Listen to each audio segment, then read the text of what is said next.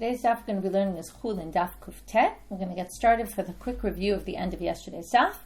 We talked about this idea of efshar l'sochto. Ha'im, is it mutar or asul? What does it mean mutar l'sochto? If the meat absorbs the milk and then the milk comes out of it after, do we still view the meat as forbidden, or do we say the meat goes back to being permitted? And then that had ramifications for this issue of chaticha na'aseh nevela. Because if we say that efshar l'sochto mutar, then you're not going to get to chaticha na'aseh nevela, because if the meat's going to become permitted, then you're not going to forbid that whole piece of meat.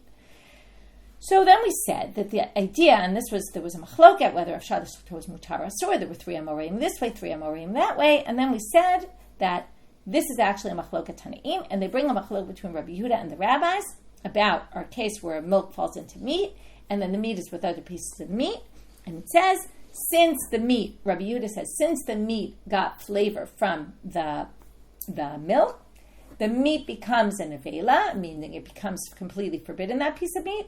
And since Rabbi Yehuda holds min b'mito lo batel, that meat, in connection with the other pieces of meat, is forbidden. And the rabbi said, no, you actually look at the milk. It's not the meat, and then the meat is forbidden in all the other pieces of meat, and it's right. The whole thing is a problem. It'll never be batel. No, actually, and it's not even that the meat becomes a piece of nevela. You look at the milk compared to the entire mixture. Okay, everything in the pot. So if there's not enough flavor of the milk in all that stuff, then it's permitted.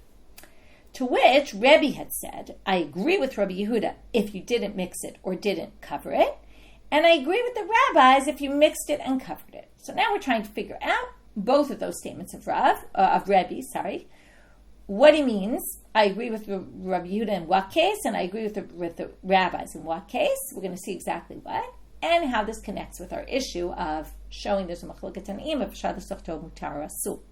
So we ended yesterday with my loni er v'lo kisa. So what does it mean, loni er v'lo kisa? But I agree with Rabbi Yehuda in that case. If you say loni er klal v'lo kisa klal, it can't possibly be that it wasn't mixed at all. Because if it wasn't mixed at all, it wasn't covered at all, then mivla balat, the meat absorbed the milk, but mifla lo palat. But think about it. The meat is on top of a pile of other pieces of meat, and the milk just dropped on the top piece of meat. The milk is just in the top part of that meat. It never went from the other piece of meat, from the bottom piece of that meat to the others, because nothing was ever mixed, nothing was covered. There's no way for the flavor to get through. So it can't be that Rebbe holds like Rabbi Yehuda in that case. So it must be, as we ended with yesterday, Loni er b'tchila ela basof, v'lo kisa b'tchila ela basof. You didn't mix it in the beginning. The milk got absorbed into the meat. Then, when you mixed it or covered it, then, right, we're going to have a problem. Now, even that doesn't seem like a problem because habalava hapalat. The milk got absorbed into the meat. Why should you now say the entire thing is forbidden? Because the meat is forbidden. Now the meat is mixed with other pieces of meat. Once it spits out the milk, it should be fine. It should be permitted again. And then you wouldn't say chaticha na'aseh nevela and forbids all the other pieces of meat unless you hold, and that's how we ended, kasaval efshar l'sochto asur. It must be that Rebbe, and obviously Rabbi Yehuda, hold that efshar l'sochto is forbidden. And that's why the meat, even though the milk will come out of it, it doesn't matter. Right now it's not, right? When it first starts, when the pot wasn't mixed, it got absorbed into that one piece of meat. That meat became forbidden and forbade all the rest. Michla, from here you can infer, de Rabbi Yehuda, saval, kini er b'tchila v'ad sof, v'kisam b'tchila v'ad sof asur. Now we're going to have a question. Because we get that Rabbi holds like Rabbi Yehuda in that case. But when you say, I hold like Rabbi Yehuda in that case, it means that Rabbi Yehuda, though, holds like it in more cases than that. Now, if Rabbi Yehuda holds that the chaticha na'aseh nevela forbids all the other chatichot, even in a case where you mixed it from the beginning, why would that be? Amai. Halo balaklal. It didn't absorb anything. The whole thing got mixed up right away. The milk fell into the pot. It was covered or it was mixed. It should be evenly distributed everywhere. So why would Rabbi Yehuda forbid in that case? When you don't have min b'mino, you have the milk and the meat combo, should be forbidden. So ema loni er yafeh v'lo kisa, loni er yafeh yafeh v'lo kisa yafeh yafeh. We're concerned that maybe it wasn't mixed so well, because when that milk fell into the pot, maybe it wasn't mixed so well, and maybe the majority of it fell into that one piece of meat, and then it would be a problem. So just because it was mixed or covered doesn't mean that it was evenly distributed, and you have to be concerned that maybe it wasn't. And that's Rabbi Yehuda's position. Rabbi doesn't agree with him in that case, but Rabbi does agree with him in the case where you did cover it and mix it later. Okay? Now, let's go to the rabbi's position, because we're still trying to find the Efshar l'sochto mutar. Amar Mal. So that's just saying, we're going back to a quote we said before. V'divrei chachamim, this is Rebbe says, I agree with the chachamim, b'sheni er v'kisa. So now, my ni'er or my kisa, just like last time, maybe ni'er and kisa, lo ni'er, lo kisa doesn't mean, wasn't completely, ever. But maybe it means, right, maybe ni'er v'kisa doesn't mean from the beginning. Ilay ma ni'er b'sof lo ni'er b'tchila, v'kisa b'sof lo kisa b'tchila, maybe it means you mixed at the end and not at the beginning. Okay, well that can't possibly be, because that would make no sense. Because ha'amar nirim devar Rabbi Yehuda b'ha. We just explained that Rabbi holds like Rabbi Yehuda in that case. That was how we explained Rabbi Yehuda. So you can't explain the rabbi's position as, oh, well, I agree with the rabbis when you didn't mix in the beginning, but you mixed it later. Of course not. That was the case you just said. I agree with Rabbi Yehuda. So it must be, elani er b'tchila vad sof, v'kisam b'tchila vad sof. So it must be that he's saying, I agree with the rabbis when it was mixed from the beginning, or covered from the beginning. And then basically Rabbi's saying, I don't agree with Rabbi Yehuda, that you have to be worried that maybe it wasn't mixed well enough. Now, okay, so that's Rebbe. But now we have to understand the rabbi's position. Because Michlal, it seems from here that the rabbis, the Rabbanan Savre, Ni'er basof v'lo ni'er b'tchila, Kisa basof v'lo kisa b'tchila. In that case, they disagree with Rabbi Yehuda, right? Because they disagree in all the cases. And if you shook it at the end, but not in the beginning, you shook it right, or you covered it at the end and not at the beginning, mutal, it's permitted. So you have to say here, why would they say it's permitted? If the milk first fell on that meat absorbed the milk and meat, that meat should be a forbidden piece of meat right now. And it shouldn't be nullified in the rest of the meat. Well,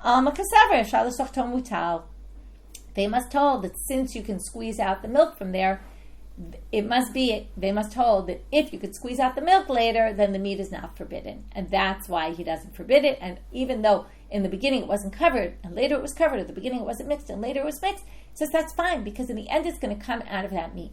And because it's going to come out of the meat, we're not worried about it. Okay? And basically we're going to say, since it's going to come out of the meat, that meat is not going to forbid all the other pieces of meat.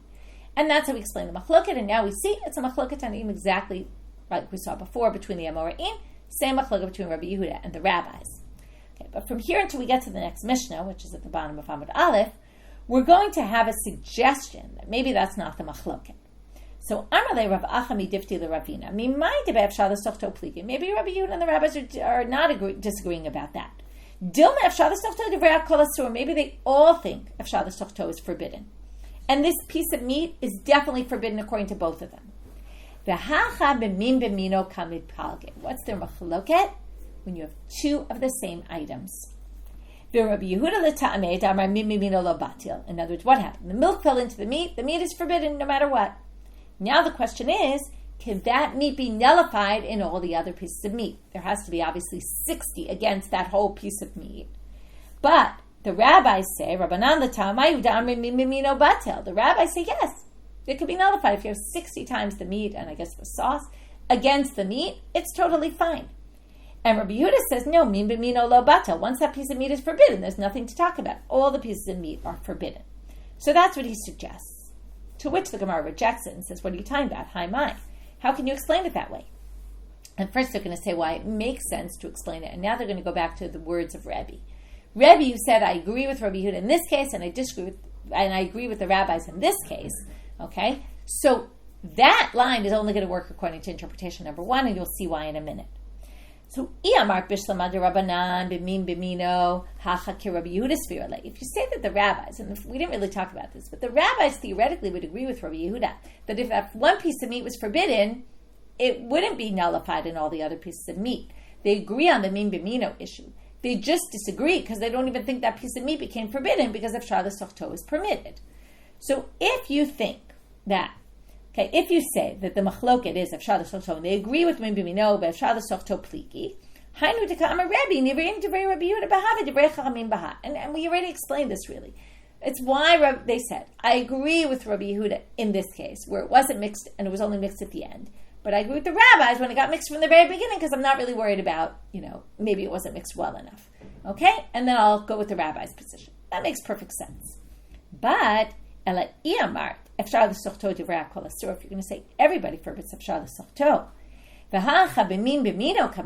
the machloket is about min b'mino. Is it batel? Is it not batel? But everybody thinks that first piece of meat is forbidden. Well, then, hi nir'im divrei Rebbe v'Rabbi Yehuda. Hi nir'im divrei Rabbi Yehuda ve'ein nir'im mebayile.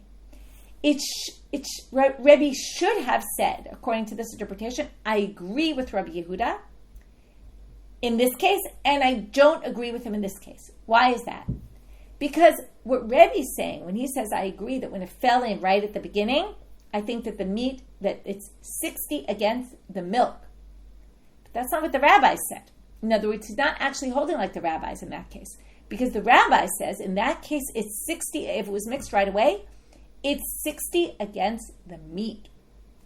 Because he still thinks that the meat becomes forbidden. Okay, because he thinks Efshar l'sochto asul. We're not going to write the meat fell in first onto that first piece of meat. It becomes a forbidden item, even though the milk can come out later. Or the milk can come out a minute later, right? It doesn't matter. It's forbidden. So according to Rebbe, that's not what Rebbe says. The rabbis say that that whole piece of meat is forbidden. It's just that if you have 60 times against it, it could be batel, because min b'mino is batel. But that's not what Rebbe's saying. Rebbe's saying it's 60 against the milk.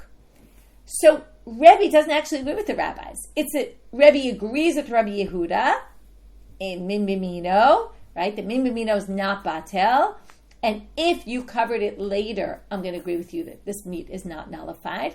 But if you covered it from the beginning or mixed it from the beginning, I don't even think that meat becomes forbidden. I think you just do 60 against the milk. So basically he should have said, I don't agree with Rabbi Yehuda. And that's not what he said. He said, I agree with the rabbis. And that's not true according to this interpretation. So the Gemara ends with the three very important words, V'tulo midi, there's nothing else to discuss here. Clearly Rav Acha's wrong. And the interpretation we brought earlier, that this is Machloket Tanaim about Efshar l'sochto is mutar asul, is actually true. And with that, we finish this section and we move on to the next part of today's daf, which is a new Mishnah about a chal, the udders. Right? The udders, if you remember, they're full of milk. And because they're full of milk, well, now we have a problem. Okay, we discussed this in a different sugya before, but now we're going to discuss the chal itself. If you want to eat the chal, it has milk in it, but the udder itself is meat. So it's a mixture of basar b'chalav. So what do? So the Mishnah says, Kor'o u'motziat chalavo. You cut it like you do with livers to get out the blood. You cut it up, and that gets the blood out. Okay, when you cook it, then the blood will come out. I'm sorry, the milk will come out in this case. So the milk will come out, and that's what you do. However, lo kra'o eno over alav. But if you didn't tear it, cut it, it's fine, no problem. You didn't transgress anything. Now, this language is going to be confusing because didn't transgress maybe sounds like it's forbidden, but it's like you won't get punished. Or maybe it means completely permitted to eat. And then you would have to say that, why do you have to cut it then to get the milk out? Well, you would say, look, the rabbis instituted, because it doesn't look good. It looks like milk and meat, but in the end, it's not really milk. Why is it not milk? Because it hasn't yet come out of the animal's body. It's still in the udder. It hasn't come out of the udder. It's not actually milk yet. Not the milk that's forbidden by basar b'chalav. Okay, that's the way we're going to ultimately understand this, although there are going to be two different interpretations, and that's why I was a little bit vague here. But that's what we're going to say, and it's really only by rabbinic law that they said you should really, cut it, tear it before, so the milk comes out, but it's really not a problem to eat it. Okay, but we will see two versions, so don't take what I said yet as fact. Halev, the heart, kol o motziat damo. So here's a parallel with the blood. The heart you have to cut and take out the blood.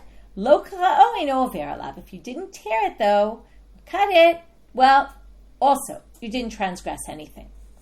So the Gemara starts off, turning now to Amud Bet, with Rabbi Zera in the name of Rav. And we're going to have two versions of what Rabbi Zera said in the name of Rav, two completely opposite versions. We're going to have one of those parallel sugyas.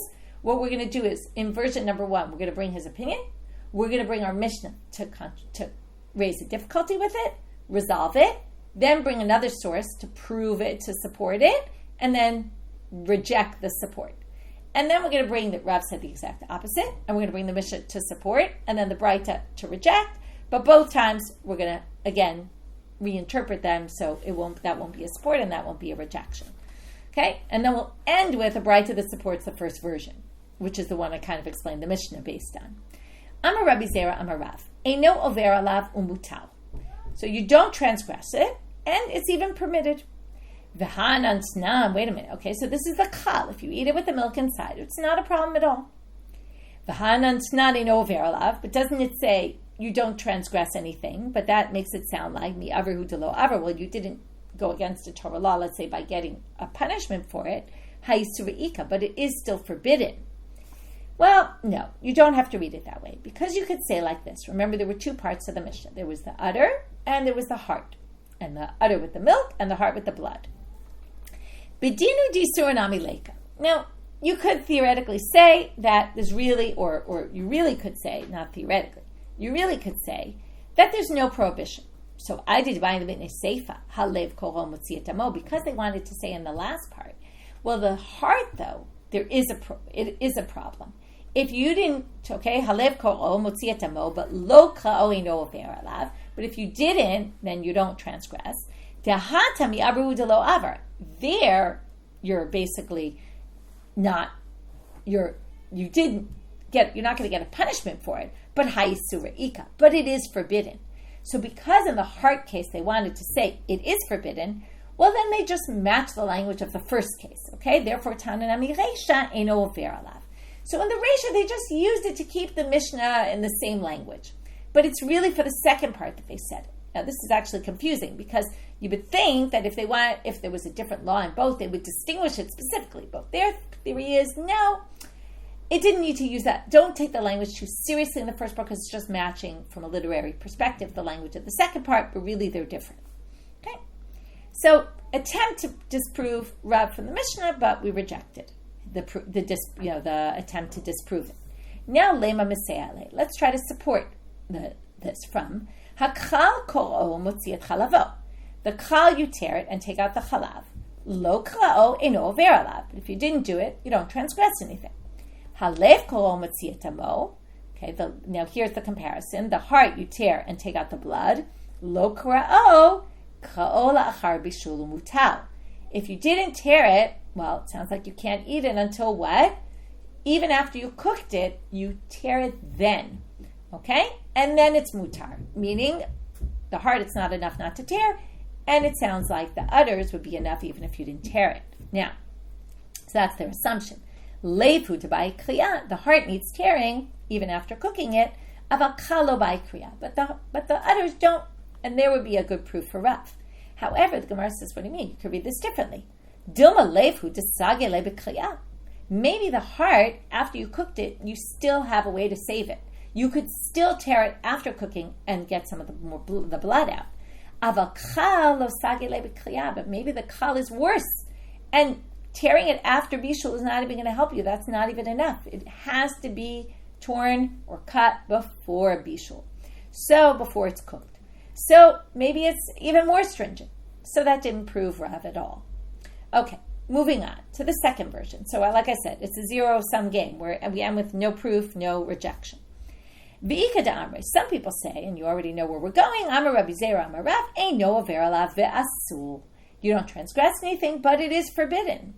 Lema meseale. Let's try to prove this from the language of our Mishnah. Eino over alav mi avrihu delo aver ha'isureika. So you don't transgress anything, but it sounds like, but it is still forbidden. It sounds like exactly what the Mishnah is saying, just like Rav. To which they say, no, you don't have to read the Mishnah that way. Bidinu disur namileka. You could say there really is no prohibition here at all. But I did buy them in a seifa. Lev koro motzietamo lo kra'o over alav. Tahatami averhu delo aver ha'isureika. But on the maybe you needed it for the second part. The heart is really that's the case. It's prohibited no matter what, right? Even if you didn't do it, so you won't get a punishment, but it is prohibited, and therefore. Right? That's why they use the language there, Tananami Reisha, and that's why they use the language in the first part, in Over Alav, but not to take it too seriously. Now, so that was an attempt to prove this second reading, but it was rejected. Now we're going to try to disprove this second reading from the Braita that we used in the previous to prove the first reading. Tashma akal koro motzi et chalavo, lo kra'o ino over alav, right? The udder, tear it out and take out the milk. You didn't do it. You don't transgress anything. Halev koro motzi et damo. The heart you tear and take out the blood. Lo kra'o koro lachar b'shalom mutal. If you didn't, though, you have to tear it after you cook it, and it's permitted. Levu debai kriya, bakalo by kriya. It sounds like the heart doesn't need, the heart needs to be torn, but the udders don't, which seems to imply it's not prohibited anymore. To which they say, no, dilma levu desagale b'kriya, bakalo sagale b'kriya. Maybe kal is worse. Maybe it's not even enough to tear it after it's cooked.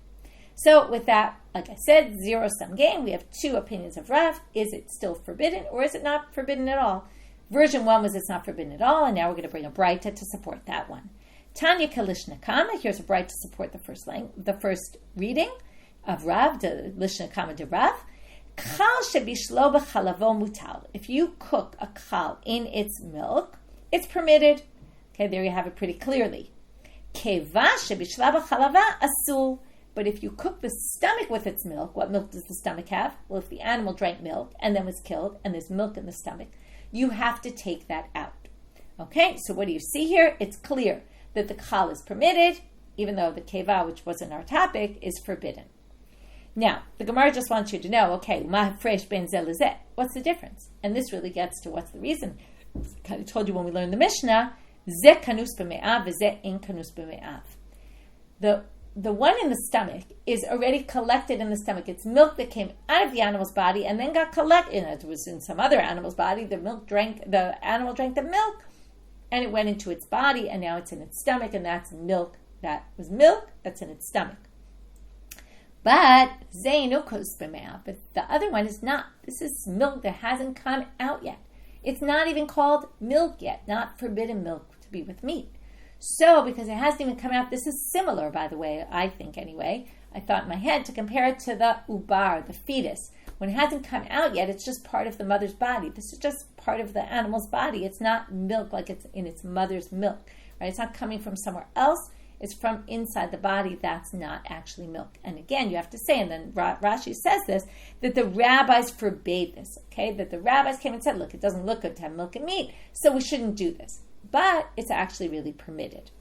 Okay, which leads us to our next sugya, or in two sugyas we'll get there, but the one just before is very short. Ketzad kor'o, and that finished with a good story of Yalta and Rav Nachman. How do we tear it? Amar Rav Yehuda, kor'o shti ve'erev, right? Do like cross one direction, the other direction. V'tacho b'kotel, and then squeeze it out onto a wall, like push it on a wall and get all the milk out. Amalei Rabbi Elazar l'shami. Rabbi Elazar said to Shamash, the steward, Kra li v'ana echol. Tear it for me and I will eat it.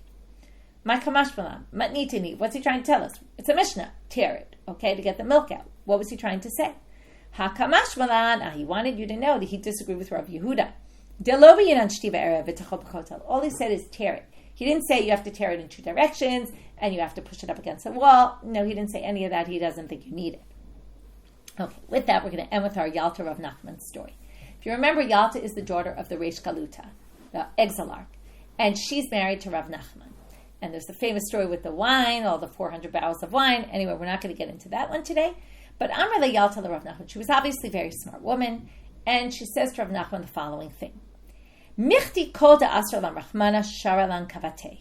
She looks at halacha and she says, listen, God forbids lots of things, but for everything that's forbidden, there's always something similar that's permitted. This is a very important statement about the religion of Judaism. It's not about forbidding. It's about forbidding and permitting. For every forbidden item, there's something permitted. And now she's going to give a list. Okay, so Asrolan Dama forbade blood, but Sharilan Kavda, but permitted the liver, which has a lot of blood in it, and yet we can, right, and it maybe tastes a little like blood, but you want to know what blood is like, so eat the liver. It's got blood in it. Okay, again, you have to try to take it out, but you're eating a little blood in there. Nida dam tohar. For dam, there's dam nida, which is forbidden. The woman's forbidden to her husband, but there's also dam tohar, those days after birth, where from day 8 to 40 for after a male birth, and 15 to 80 for a female birth, where if you bleed during those days, you're actually permitted to your husband. Chelev behema, chelev chaya, the forbidden fats of the animal. but only a domesticated animal. For the undomesticated animal, it's actually permitted, the chelev. So, you want to taste it? Well, you can have it there. Chazir, mocha de shibuta. Well, a pig, you want to eat that? You want to know what it tastes like? Guess what? The brain of a shibuta, which is a kind of fish, it's a kosher fish, tastes the same or similar. So, you don't get to eat the pig, but you can eat that. Geruta, lishana de kavra. Geruta is a type of bird. Rashi says a non-kosher bird. You want to know what it tastes like? The tongue of a fish tastes like that. Eshet ish, you want to have relations with a married woman, you can't. But grusha b'chayei ba'ala, but a divorcee while her husband's still alive is permitted. Eshet ach, yivama, right? The wife of your brother you can't marry, but if you're a yivama, if she's a yivama, you can. If her husband dies without children, you're allowed to marry her. Goya yifat toar, non-Jewish woman you can't marry, but in a case of war, when you capture people from war, there's that very weird situation of the Eshet yifat toar. Find this woman in battle that you want to have relations with. There's a way to do it, and it becomes permitted. So anyway, after that, what does she say? I really want to eat basar b'challah, but I don't see any way I could do it. Maybe she was pregnant. I don't know. She had a craving. I have a strong craving. I really want basar b'challah. Amar lehu Rav Nachman l'tabachei. He said to his chef, "Zeviku la kachle. Go stick a shipud, what do you call it, a skewer in it, go skewer it and roast her a piece of the udder. And then she can taste basar b'chalav." So the obvious question is, what do you mean? Go skewer it. Doesn't it say you have to tear it open first to get the milk out? Hahu likdera. That's only when you cook it in a pot. When you roast it on the fire, just like the liver, right, or steak, right, when you roast it, assume the blood comes out, right, the whole salting thing to get the blood out, but you can do it with roasting without salting because the blood will come out through that. Okay, second question. V'hakatane shebishlo. Now this braita we brought to support the first reading of Rav was a kal shebishlo v'chalavo mutal. Okay, if you cook this in its chalav, it's permitted. But that language sounds like di'evet in lechatchila lo. Only if it was already cooked, you can permit it. Not that you can go ahead and cook it lechatchila ab initio. So they say, and this is going to end the way we started this section, hu adin dafil lechatchila. No, actually there it means even ideally. So why does it say if it was already cooked? Well, I did kabayin lemin seifa. It's because of the second part. Keva shebishla b'chalava asura. Because they wanted to tell you the next part, which is the stomach. If you cooked it in the milk, it's even though it's already done deal, it doesn't matter. You can't eat it. So that's why I used, even if it was already cooked, even b'diavad you can't. So that's why I used the b'diavad language at the beginning, but it didn't really mean it like that. Really, you could do it ab initio, and that's what Rav Nachman did to satisfy his wife Yalta. Good story to end with. And with that, we'll review. So we started with proving that Efshar l'sochto asul or mutar is a machloka between two Tanaim, besides that there were three Amoraim and three Amoraim on either side of the debate. We also saw it was a machloka Tanaim, and Rav Ach tried to say maybe that wasn't the machloka, but we did prove that it was. Then we went to the issue with the udder, how you can eat the udder with the milk. The rabbi said you really should tear it and try to get the milk out, but you don't have to really, right? By Torah law, you definitely don't. You can actually eat it, but we still do tear it. That's only if it's going in a pot, though. If you're going to roast it, we assume most of the milk will come out by roasting it. But even if a little is still in there, it's permitted to eat. Okay, but we saw two languages of Rav. One said no, it's actually not permitted, but we ended up supporting the one that says it is, and we had the proof and rejection and proof and rejection and proof of each side of Rav from the same sources, and then rejected all of them and ended up saying, well, no source really proves either way, but then brought a different source that actually proves the first version of Rav, that it's actually permitted. And that was compared to the heart with the blood, where it's not the same, and also the stomach with the milk inside is also not the same. And we said the main reason is because the udder, it still was in the body, never came out, so it's not really milk that's forbidden to mix with meat. With that, we finish for today. Wishing everyone a good day.